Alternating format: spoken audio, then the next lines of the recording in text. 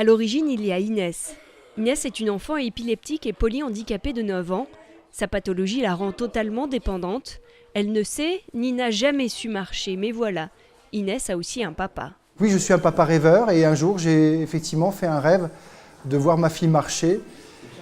Et il s'avère que j'ai pris mon rêve pour une réalité puisque j'ai ensuite fait un croquis de ce que j'imaginais être une structure pouvant porter ma fille, lui permettant de faire quelques pas.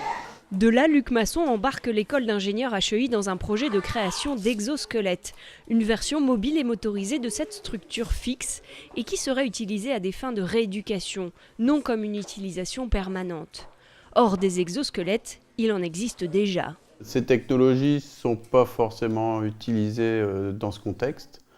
Les exosquelettes actuels, c'est clairement pour du militaire ou du port de charge. Après, il existe des exosquelettes de rééducation, mais là, c'est à l'hôpital pour faire de la rééducation clinique. Et nous, on est finalement à la lisière entre un exosquelette autonome et un exosquelette qui pourrait servir en rééducation. Mais avant d'en arriver là, c'est le moment où Nao, un petit robot humanoïde, entre en jeu pour une séance d'éveil.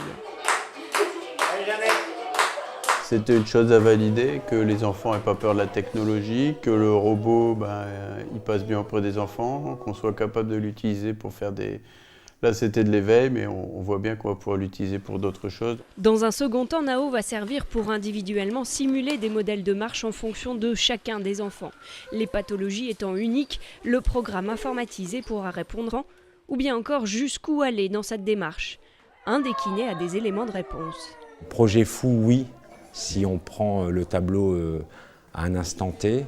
Et c'est une expérience qui est très tentante parce que je pense qu'il faut s'ouvrir à toutes les possibilités et pas avoir un a priori trop ciblé sur la pathologie. Si toutes les étapes de cette recherche sont validées, l'exosquelette pourrait voir le jour d'ici environ 8 ans.